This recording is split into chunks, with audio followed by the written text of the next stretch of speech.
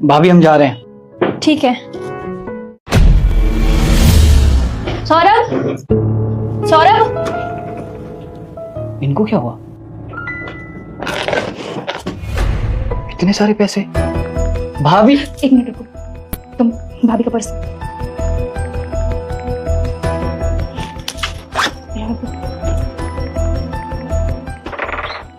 ये देखो तुम्हारे भाई की करतूतें, हमारे लॉकर में से पूरे 2.5 लाख रुपए चुरा के जा रही है दोनों।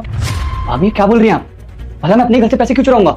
अगर मुझे पैसे चाहिए होंगे तो मैं भैया से ले लूंगा। क्योंकि तुम्हारी जरूरतें पड़ गई ना, क्योंकि तुम्हारी बीबी आ गई है। पहले तो तुम मेरे पति के पैसे पे पल रहे थे, अब तुम्हारी बीबी भी मेरे पति के पैसे पे पलती है। तुम्हें क्या लगा तुम मेरे पति के पैसे चोरी करके चले जाओगे और हमें पता भी नहीं चलेगा? क्या बात कर रही हो तुम? छोटा भाई हो मेरा, नहीं शादी है उसकी, हनीमून पे जा रहा है, तुम उसे चोरी का इल्जाम लगा रही हो। और उसे पैसे चाहिए होंगे, मुझसे मांग सकता है ना, चोरी क्यों करेगा? ये जो तुम्हारा अंधा विश्वास है ना, इसी की वजह से सर पे बैठ गया ये। काम वाम तो इससे कुछ होता नहीं है, पता नहीं कौन सी नौकरी कर रहा है जिसकी सैलरी आज तक इसने हाथ में रखी नहीं, उल्टा तुमसे पैसे लेके जाता है ये। और अब तो हद ही हो गई, बीबी आई है, हनीमून पे जा रहे हैं और घर से 2.5 लाख रुपए चोरी करके जा रहे हैं। एक बात बता, तेरे भैया ने जो तुझे हनीमून के लिए पैसे दिए वो क्या कम पड़ गए जो चोरी करके जा रहा है घर से? वो घर में चोरी क्यों करेगा? उसे 1 लाख की जरूरत थी, मैंने उसे 2 लाख रुपए दिए, वो अभी भी चोरी करेगा? भाभी मैं मानता हूँ आपको सुमन से प्रॉब्लम हो सकती है, लेकिन मुझसे क्या प्रॉब्लम है?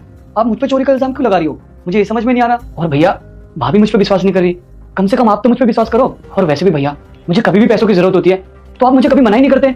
और मैं ट्रिप पे जा रहा हूँ, मुझे 1 लाख रुपए की जरूरत थी, आपने मुझे 2 लाख रुपए दिया, तो भला मैं चोरी क्यों करूंगा? अरे बस बस, अब तुम्हारे भैया तुम्हारी बातों में आएंगे नहीं। जब बैग में से पैसे निकलेंगे ना तो तुम्हारी असलियत सामने आ जाएगी। अरे शर्म आनी चाहिए तुम्हें। तुम्हारे भाई ने और मैंने तुम्हारा कितना ध्यान रखा है, कॉलेज से लेके हर चीज का। और जब से नौकरी लगी है ना, पता ही नहीं है सैलरी कहाँ से आ रही है कहाँ जा रही है। यही नहीं कि सैलरी एक दिन भाभी के हाथ में पकड़ा दूं। और ये लड़की, जब से ये लड़की घर पे आई ना, इसके सारे लक्षण दिख गए मुझे। हर इसके पार्लर के खर्चे ही पूरे नहीं होते, कभी कुछ करवाना है कभी कुछ करवाना है। और हाँ, ये सब करवाने के लिए पैसे तो चोरी करने ही पड़ेंगे ना घर से। मैं बता रही हूँ आपको, ये लोग जो जा रहे हैं ना ट्रिप पे, झूठ बोल रहे हैं। ये ना इंटरनेशनल ट्रिप पे जा रहे हैं और इनके लिए ना इसलिए 2.5 लाख कम पड़ रहे हैं। और इनको थोड़ी ना फर्क पड़ता है, इन लोगों को तो बाहर जाना है और पैसे उड़ाना है। खासकर इस लड़की को, जब से आई ना बस पैसे उड़ाती जा रही है। देखिए भाभी, मैं अपने पति को अच्छे से जानती हूँ, इन्होंने कोई पैसे नहीं चोरी किए। ये हो सकता है कि आप पैसे रख के कहीं भूल गई होंगे या फिर आपको पता नहीं होगा, लेकिन इसका मतलब ये नहीं कि आप मेरे पति पे इल्जाम लगाएं।